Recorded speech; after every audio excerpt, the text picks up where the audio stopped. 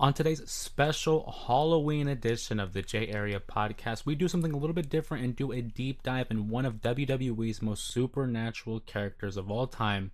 Of course, I'm talking about The Undertaker.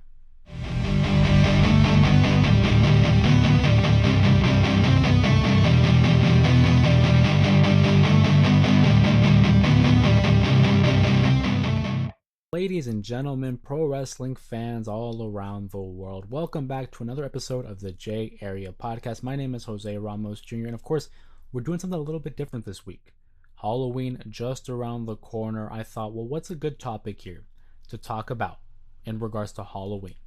And it got me thinking about some of the greatest gimmicks in professional wrestling when it comes to like that Halloween, that supernatural, that eerie type of gimmick.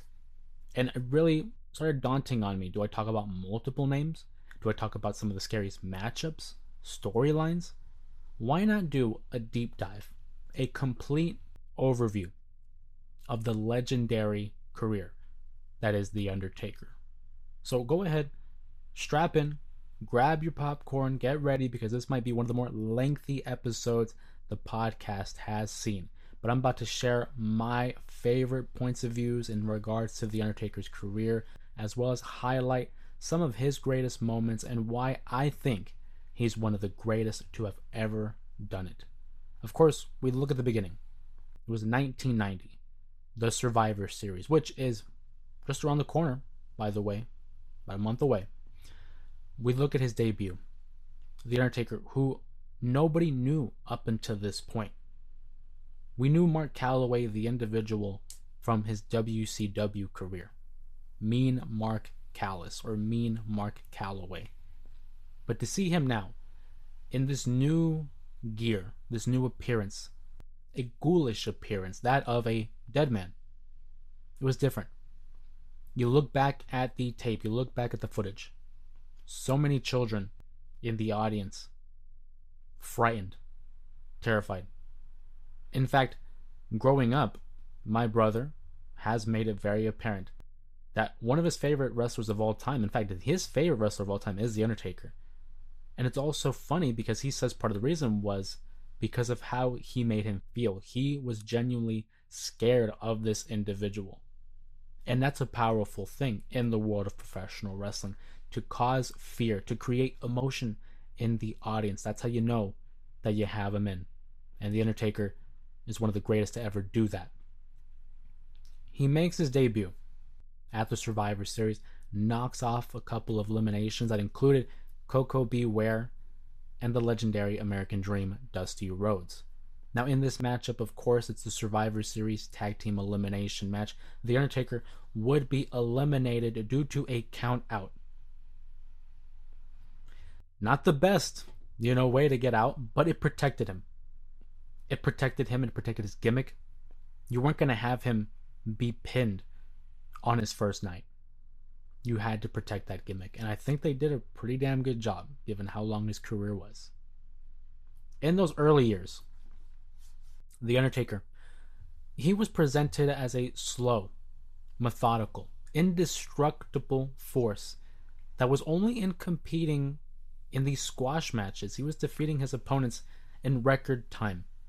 You look at his very first WrestleMania matchup, it was against Jimmy Superfly Snuka in one of his quickest matches ever. I think, in fact, if I'm not mistaken, that might be his quickest, shortest matchup in WrestleMania history. I think it clocks in just a little bit over 4 minutes. But it was in these early years that we saw the presentation of a little bit of a Western mortician, that old school Undertaker who hung around the shootouts and would have coffins prepared for those that would ultimately meet their demise. But at that debut in the Survivor Series 1990, he didn't come alone. He came with a manager in the form of Brother Love. Now, for those who are well inept in the backstage scene of professional wrestling, you would know that Brother Love is portrayed by Bruce Pritchard, who is, I think, the executive director in the WWE currently, and has had a hand in a lot of key storylines, not just related to The Undertaker, but in WWE history. Of course, that union wouldn't last long. It's a fun little trivia, little fun fact for those that might not know. But The Undertaker's longtime legendary manager would come in the form of Paul Bearer, who was not with him that first night. It was a match made not in heaven, but the union between Paul Bearer and The Undertaker is an iconic image that has lasted throughout the course of generations. You look at their time in the early 90s, the Attitude Era, even parts of the Ruthless Aggression Era. They are synonymous with one another. Paul Bearer and The Undertaker both had a hand in elevating each other's careers.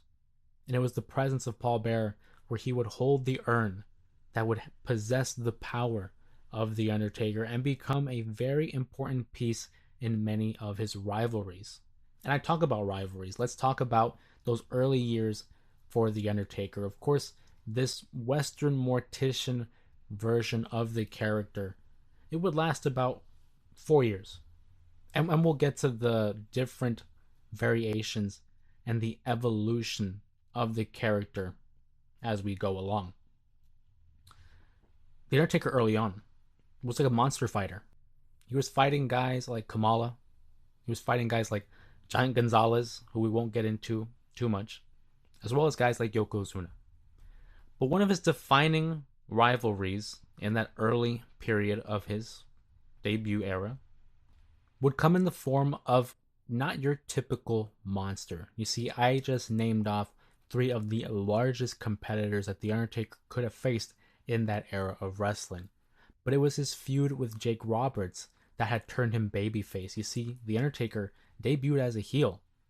And in 91-92, he would form a union, a friendship, a partnership with Jake the Snake Roberts, who was known to be one of the more psychological wrestlers of his time, of any time. Jake Roberts, of course, would target the Macho Man Randy Savage and his lady friend Miss Elizabeth, and The Undertaker didn't take kind to that, as he would prevent Jake Roberts from attacking her and Macho Man in the process, leading to their WrestleMania 8 matchup at the Hoosier Dome. But on top of that, this is also on the heels of his first ever world title run. Not a lot of people talk about it because it was a very brief title run, but The Undertaker debuts at 1990's Survivor Series. A year later, at the 1991 Survivor Series, he has a matchup with Hulk Hogan. In fact, he defeats Hulk Hogan for then the WWF Championship. Of course, with a little help from the Nature Boy, Ric Flair. Now, the finish of the matchup itself has a little bit of controversy to it, both kayfabe and shoot. You see, Ric Flair would interfere. He would slide in a chair underneath the bottom rope, allowing The Undertaker to hit a tombstone on Hulk Hogan to get the victory. 1, 2, 3, new champion in just a year on the main roster. Now, of course, the real controversy there is Ric Flair deliberately cost Hulk Hogan the championship, basically gift wrapping the championship to The Undertaker. In reality, of course, in typical Hulk Hogan fashion, Hulk Hogan claims that The Undertaker had badly injured him upon completing this tombstone on top of a chair, causing some sort of a back injury. God even saying spinal injury, nerve damage, possibly. Naturally, The Undertaker has only been on the team for a year, and he's freaking out. It's like, man, I'm literally about to hurt the top guy, one of the biggest stars in our industry. Until other members of the roster, and you can look up the match yourself, I'm sure it's available on YouTube, until he notices that he probably completed that tombstone with Hulk Hogan's head nearly, 2 feet away from the steel chair. No way. No way. Hitting his head on the ground. Now, of course, that hurts the world of kayfabe, but it also protects The Undertaker in saying that he couldn't have possibly have injured Hulk Hogan in that matchup. But that just goes to show you what kind of an individual Hulk Hogan is, going as far as to sabotage someone like The Undertaker who's only a year into the WWE. But my whole thing with Hulk Hogan, that's a topic for another day. Fast forward, The Undertaker, of course, would be stripped of that title due to the controversial nature of Ric Flair's interference. And it would lead us into that monster fighting years, as I previously alluded to. And it would come at the Royal Rumble event 1994. We are now in the fourth year of The Undertaker's run in the WWE. He would have a casket match against then WWF champion Yokozuna. Now, The Undertaker would not be successful because seemingly every heel member of the roster would interfere, costing him the championship. And then The Undertaker would lose the matchup. They would put him in the casket, and the lights would begin to go off. And this is where the theatrics began in The Undertaker's career, and something that I am a huge fan of when it comes to the theatrics that is The Undertaker's gimmick.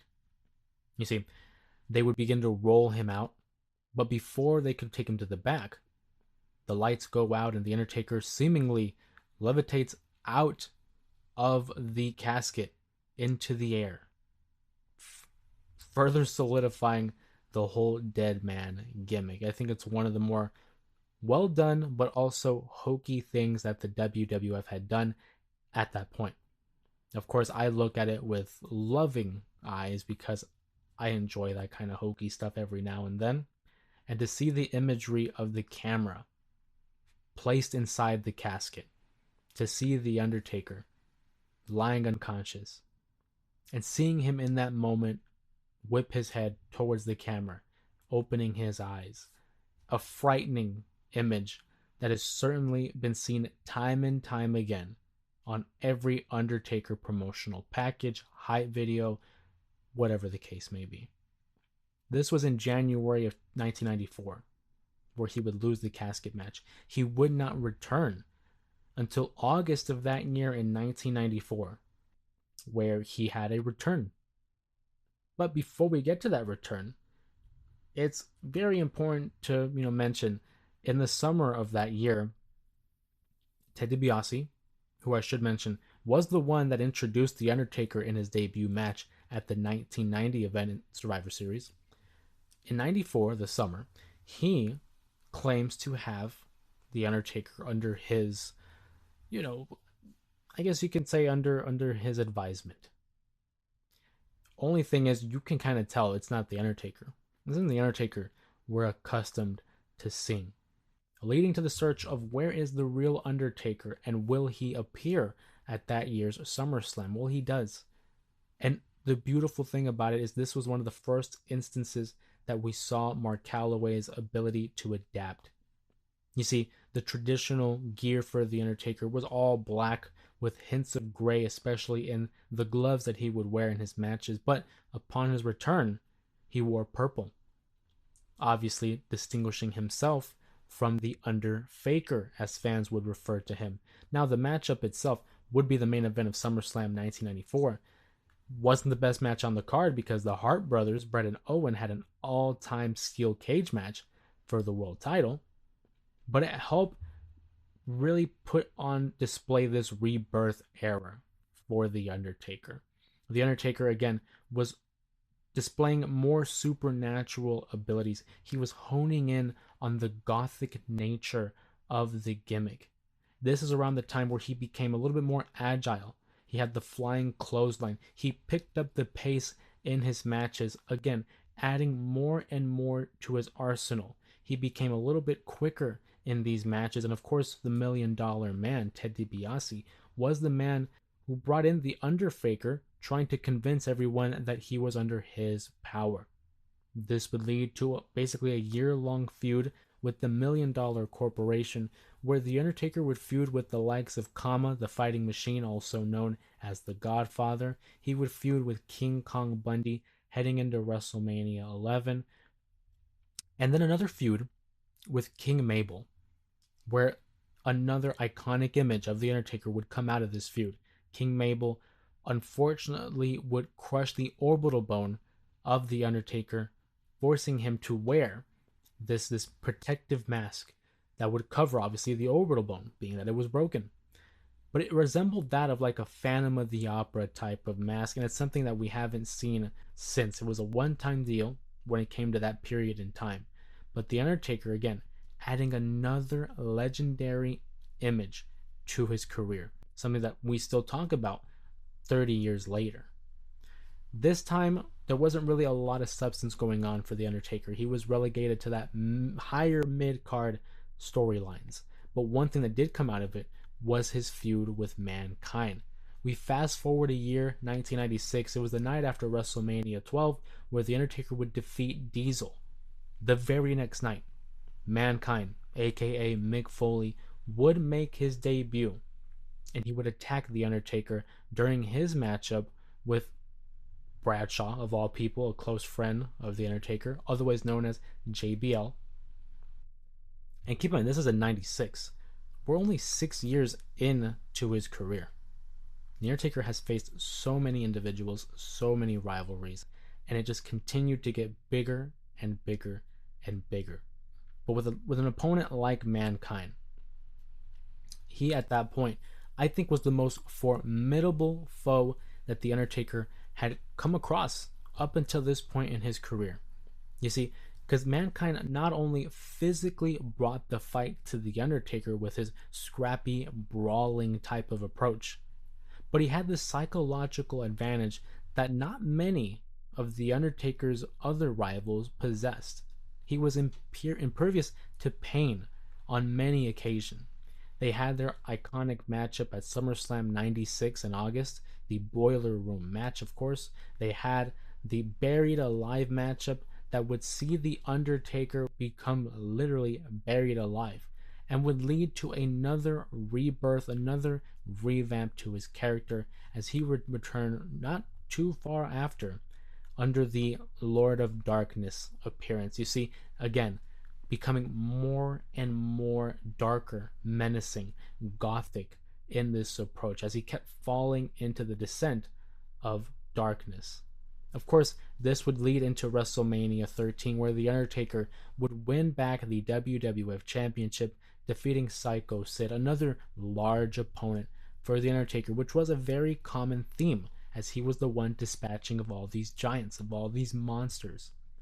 He would hold on to the title during the summer and led into the SummerSlam of 97, which I've talked about extensively on this channel, where Bret Hart and he had a matchup for that title. Shawn Michaels, being the referee, would cost The Undertaker the matchup after he swings the chair inadvertently, I will say, in The Undertaker's direction, causing Bret Hart to win the matchup.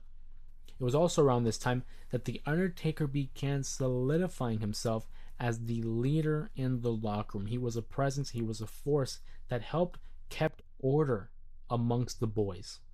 And I think that's very important to remember because The Undertaker's career spanned 30 years. That's a lot of egos, a lot of fighting, I'm sure, that happened over the years that he was, whether he wanted to or not, be held responsible for keeping them in check as the residential locker room leader. Of course, one of those instances would be the Montreal Screwjob. We talk about Bret and Shawn at SummerSlam. That feud in itself would include the run with Shawn Michaels in '97, where they had their match at Ground Zero, the Hell in a Cell matchup at Bad Blood, leading to Montreal. And again, every time I bring up Montreal on this podcast or on this channel, I always have to include the statement that it's been talked about extensively. It's one of those things that we will never stop talking about as pro wrestling fans. So if you want a quick update on that, I'm sure if you just plopped it in your Google machine or YouTube, you would find something on it. But we're not going to dive too much into it, obviously, because it's The Undertaker. Now, when this happened, Mr. McMahon, as you know, screwed over Bret Hart at Montreal. Who was the first man that approached him? It was The Undertaker. And he told him, you have to make this right with Bret. You have to go talk to him. And of course, everyone knew that the moment that they would meet, Bret would lay one on him. What did he do? Reportedly, he gave him a good old uppercut that resulted in a shiner, a black eye, on Mr. McMahon's face.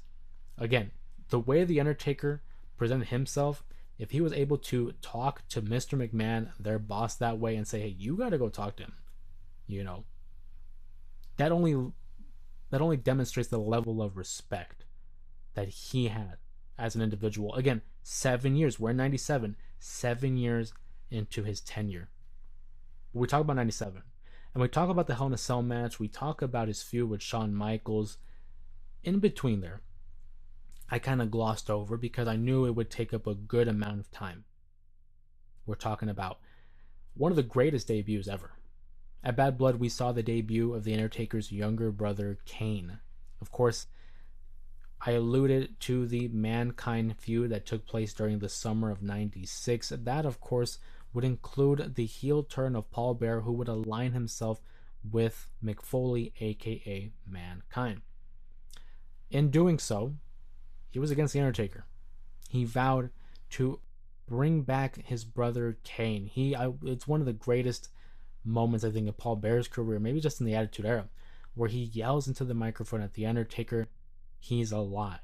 Your brother is alive, Undertaker. And the haunting face that Undertaker has, as if, no, that can't be true. I don't know what you're talking about. But it was revealed that The Undertaker had set their home on fire, essentially killing their parents and his younger brother, supposedly. But it wasn't the case. He survived the flames. He survived the house fire. And he would return wearing a mask and a full body suit to cover the scars that were left as a result of the heinous and evil attack by The Undertaker. Of course, that rivalry would lead to a WrestleMania 14 match. That would lead to an Inferno match where you had to light your opponent on fire to win. And it would also lead to an unholy alliance between the two during the late 1998. And ironically enough, that leads into the next variation of the character of The Undertaker. You see, it was around this time that Stone Cold was the champion. The Undertaker and Kane were working together to try to defeat Stone Cold and take away the WWE title. In this time, The Undertaker began to kind of demonstrate a little bit more of a realistic approach to his character. He began talking more than he did in the past, but he also had a more evil, demonic presentation as a character. This would lead into the Ministry of Darkness, that era in professional wrestling where the WWE tried pushing the envelope. They got a little edgier. They were being more conscious of what they were presenting on TV so that they weren't insulting people's intelligence. And The Undertaker would come out full on Ministry of Darkness gear. And he basically led a cult that included Viscera, previously known as King Mabel. It included Midian. It included Bradshaw, Ron Simmons, aka Farouk, Edge and Christian, Gangrel. And they would do his bidding to the point where there were instances where they would crucify Stone Cold Steve Austin on The Undertaker's symbol on an episode of Monday Night Raw. They would even kidnap Stephanie McMahon as a means to have an unholy marriage between The Undertaker and Stephanie. These were demonic things that he was doing at this point in his career. But I think this is really, for me at least, one of the high points for The Undertaker, because it was must see. You had to see what they were going to do next. How far were they going to push? To this day, I think it's one of the top 3 characteristics or character variations of The Undertaker because of just how different and how dramatic and how drastic it was in terms of his career. It's something that is long lasting, and I'm very certain that that is the version of The Undertaker that my brother refers to when he says that he had nightmares of when he was growing up. But The Undertaker's reign as the leader of the Ministry of Darkness wouldn't last too long. You see, it really began to take form in the fall of 98. But a year later, in the fall of 99, he would suffer a groin injury that would take him out of action for months on end. He wouldn't return until Judgment Day in May of 2000. But this time it was different. He no longer had the Ministry of Darkness look where he had the big, cape, the dark makeup, the dark overall presence, and certainly not the demonic cult like group that followed him. Instead, he wore clothes that were much more of that what Mark Calloway would wear outside of professional wrestling. He would have on leather jackets, leather vests, a bandana, sunglasses, and rode a motorcycle to the ring. Of course, I'm referring to the time that he was referred to as the American Badass, full on with Kid Rock and Limp Bizkit theme songs that would air throughout the arena as he made his way to the ring. This is the character that is probably the most divisive in The Undertaker's career. One, because of the presentation of something different. People weren't really a fan of this new Undertaker, at least some fans weren't. But also his in ring quality wasn't really the best, and I will say that as a loving fan. When you look at his time in the 2000s and the 2010s, that of course is a high mark.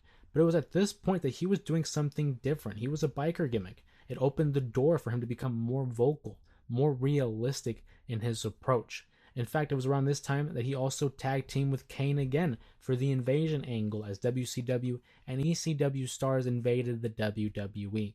They would even include his real life wife at the time, Sarah, in an unpopular storyline that would see her become a victim of stalking by Diamond Dallas Page, who was a beloved star in WCW. The less of that storyline, the better. But it was also around this time that he would revert to a heel, earning the moniker Big Evil. This would happen the night after Survivor Series in 2002, where he would attack Jim Ross. Jim Ross, again, a beloved figure in the WWE, and this led to a more mean, ruthless version of the character.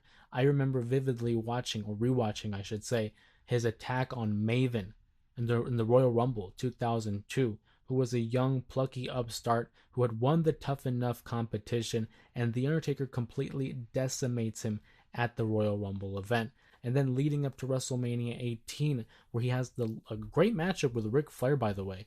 But in the lead up, he beats the holy hell out of his son David Flair. And again, a mean and ruthless approach. This was an Undertaker that did not care. One might even say it was probably the most ruthless version of Undertaker up until this point, or rather just in his career in general. In fact, he would be able to win the WWE title by defeating Hollywood Hulk Hogan at Judgment Day 2002 in May. Now, he did have a short reign. It would last about 2 months. But in those 2 months, he was able to have 2 phenomenal matches. I'm talking about the ladder match against Jeff Hardy on Monday Night Raw that helped elevate Jeff Hardy to another level in the eyes of the WWE audience, as well as a great triple threat match at Vengeance in 2002 in the July month. It included The Rock and Kurt Angle. The Rock would win the title, of course. He would become the WWE champion, leaving The Undertaker back to the mid-card. But towards the end of 2002, he would have his feud with Brock Lesnar for that very same WWE title that culminated in one of the best Hell in a Cell matches up until that point. At No Mercy against Brock Lesnar, he would win, of course, Brock Lesnar. And it was a bloody matchup. I mean, it was probably the bloodiest Hell in a Cell matchup in its history. Of course, towards the end of this time in the American Badass gimmick, we saw a year later at the Survivor Series 2003 event, Kane would interfere in a buried alive match between The Undertaker and Mr. McMahon. Yeah, Undertaker versus Mr. McMahon in a buried alive match. Now, the reasoning behind that, of course, The Undertaker wasn't getting along with Vince. This is on screen, of course, so they resulted in a matchup. Whatever. The point is, Kane buries him alive. We don't see The Undertaker for about, 5 months. He returns at WrestleMania 20, back as the Deadman. And this is where the fun begins. Because it was in that run of 2004 to 2011 that The Undertaker really, I think, was the best he had ever been. That, and it's ironically enough, we are now looking at 14 years into his tenure with the WWE. 14 years. And he hit his prime. He was having the best matches. I think some of the best stories in his career. You look at in 2004, he returned at WrestleMania 20 to defeat his brother Kane. He had a decent feud with JBL over the WWE title, had a feud with Heidenreich, but in 2005, I know I talk about it a lot, Randy Orton, the Legend Killer, elevating him to another level and elevating the fighting style that The Undertaker was able to adapt. He took an approach to an MMA fighter where he was using his fists, he was using submission holds, he was a little bit more agile than we had seen him previously. He wasn't afraid to change the way he worked in the ring, and I think that's why he was able to sustain such a long and successful career. You see, The Undertaker is a student of the game. He knows what it is to keep a story alive, as well as maintain the interest rather, of the audience. In fact, we talk about the interest of the audience. I remember in 2006 when we had gone to Judgment Day. It was our very first pay-per-view event, very first wrestling event, and to see the Undertaker's entrance live and in person is indescribable. Just the music, the pyro, the lights, it truly is an experience. And The Undertaker, I think, was able to capitalize on all those aspects of pro wrestling, again, thus demonstrating why he's one of the greatest of all time. I do want to talk about one of his greatest rivalries, though. In 2007, The Undertaker would win the Royal Rumble event, last eliminating Shawn Michaels, who we'll get to in a little bit. This would earn him a championship opportunity against then world champion Batista at WrestleMania 27, or 23, I should say. It was in 2007. I thought it was one of the best matches on the card. I think the only match I would put over it is probably Shawn versus Cena, but by no means is that a slight to the work that they did together in 2007. They would have a great last man standing match. They would have a great steel cage match on SmackDown. This would lead to another fantastic match at Cyber Sunday 2007. Again, that's October. And then a Hell in a Cell match at Survivor Series just 1 month later. And then they get to a triple threat match at Armageddon that included Edge. But The Undertaker versus Batista, feud of the year. Again, one of those times where it's like every match they had could not go wrong. Fantastic match after fantastic match. And that triple threat match with Edge would lead into the next year-long feud that he had. We're talking about Royal Rumble 2008. He was in that match to earn a title opportunity against Edge at WrestleMania.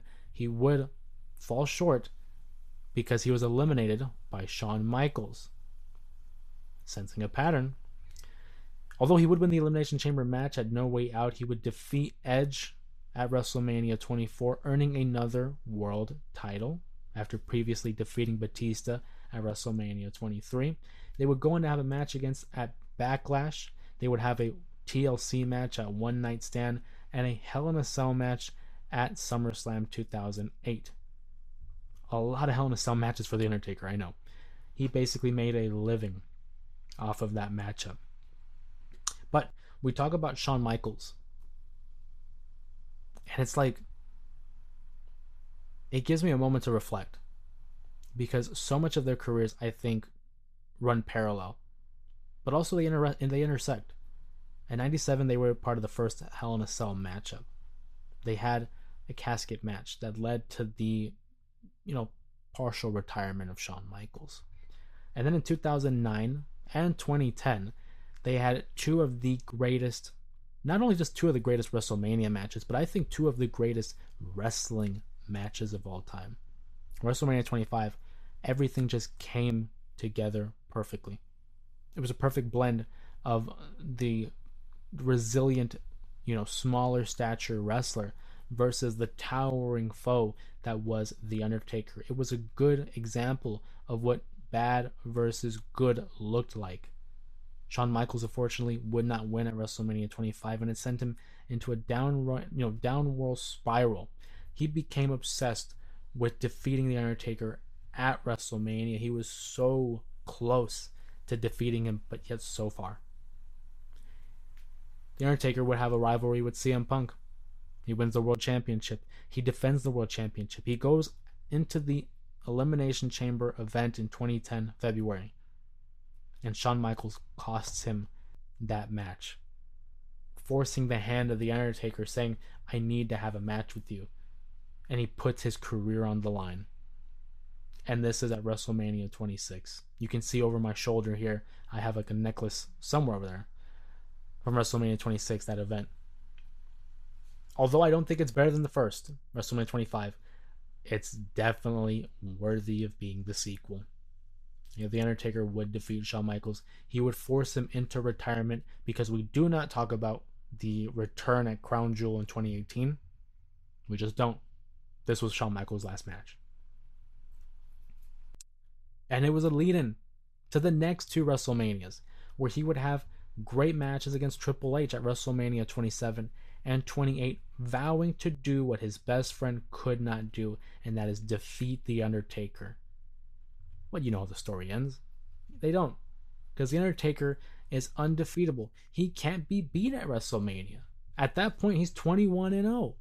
Who is he going to beat? Or who's going to beat him, rather? Of course, he was 20-0, I should say. 21-0 is when he defeated CM Punk at WrestleMania 29. He won't lose. That is, of course, WrestleMania 30, where Brock Lesnar ends the streak. We are in 2014. We're 24 years into his career. Think about that. 24 years it took someone to beat The Undertaker at WrestleMania. Shawn may have the moniker of Mr. WrestleMania, but The Undertaker was an attraction when it came to that show. You had to see his match. Who was he going to face? And will they be able to defeat him? The Undertaker had matches against the let's list them off. Ready? He defeated Jimmy Superfly Snuka, Jake Roberts, Giant Gonzalez, King Kong Bundy, Diesel, Psycho Sid, Kane, Big Boss Man, Triple H 3 times. His 10th opponent, Ric Flair. A handicap match against Big Show and the A-Train. Kane again. Randy Orton. Mark Henry. Batista. Shawn twice. He then defeated CM Punk until he ran into Brock Lesnar. It's a decision that is very, again, divisive amongst fans. I get it. Whoever was to defeat The Undertaker was going to have the rocket strapped to him, was going to have so much momentum, so much heat that they could not be denied. And if anyone's going to beat him, I thought it could have been obviously Brock or Roman. Those would have been your two guys. Maybe Bray. Those would have been great options. There was rumors and speculation that guys like Randy Orton, guys like Kurt Angle, and Edge were all penciled in to defeat The Undertaker, but he vetoed it. Or they vetoed it. Because a guy like Edge could have done it, but I think Edge is the one that said, no, I don't want to beat him. I personally don't think they should have beaten it. I think he should have retired undefeated. I don't think that's a streak that will ever be replicated or come close. I think the only one that's close to it right now, maybe Bianca Belair. I know she hasn't lost at WrestleMania yet. RVD never lost at WrestleMania, but his career is winding down, and yeah, he's not coming back for another match at WrestleMania. Bianca, maybe, but again, that dude. It took him 24 years to beat him. She's been in the business for maybe 8, maybe. Nonetheless, I think it's something that it shouldn't have happened. And then what followed afterwards, he would defeat Bray Wyatt. He would defeat Shane McMahon. He would lose to Roman at 33, which I think if you're going to do it, maybe that could have been the one. But that would have got Roman a lot of heat. He defeats John Cena in a squash match, and what was disappointing, we really wanted a Cena versus Undertaker matchup, and we only got it once at Vengeance 2003 for a pay-per-view event. And it would culminate at WrestleMania 36 in the Boneyard match against AJ Styles in front of no fans. Which is ironic, isn't it? That The Undertaker's illustrious career ended with no fans. He's one of the more beloved, respected wrestlers of all time. And his final match was in front of no one. It was in front of a skeleton crew of camera, producers, writers. The irony is crazy. But it was a great match. And it was one of those cinematic matches that really helped kind of get us through the pandemic wrestling era. The Undertaker would finish his career with only 2 losses at WrestleMania. Of course, that being to Brock and Roman. But once he retired, it was announced that he would go into Hall of Fame. Dallas, Texas. His home state.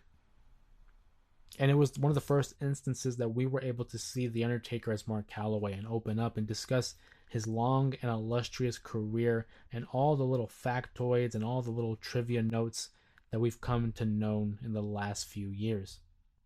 This part of The Undertaker's career might even be more fascinating than the wrestling aspect of it because we're getting to see the real individual. He's filling us in on 30 plus years of information that we did not have at our disposal. I think there could be one more moniker for The Undertaker, being that he is one of the more old school wrestlers that approaches the business, and that's the king of kayfabe, because for so long he did not reveal much of his personal life. He did not dress differently than what his character would be. He has said that during those Undertaker years, the early Undertaker years, nothing but black. Nothing but black. Keeping kayfabe alive. In recent, weeks, he's actually come back into the headlines where he talked about wrestling isn't so much more as the matches, it's the storytelling. That's what brings him back. And it would be very difficult to find someone who had better storytelling, better storylines than The Undertaker. Mark Calloway was presented as The Undertaker on our screens now for 34 years. His last big appearance was WrestleMania 40, where he helped Cody Rhodes win the WWE Championship. Ironically enough, he helped Cody Rhodes, the son of Dusty Rhodes, who he eliminated on his very first night at Survivor Series 1990. Now, if that's not poetry, I don't know what is. I want to thank you guys for joining me on this special Halloween Undertaker episode where I take just a quick look at his whole career and remember all the important feuds, all the important moments that The Undertaker helped provide us as pro wrestling fans. If you enjoyed this deep dive into his career, and there's a lot of stuff I didn't cover, but if you enjoyed it, please give the video a thumbs up.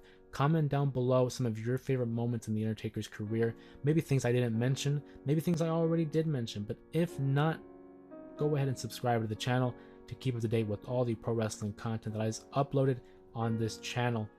And let me know, did you guys enjoy this type of an episode? Would you like more deep dives on the careers? Maybe a condensed version, maybe not a condensed version. This, if anything, was a good trial run, and I would love to hear your guys' feedback.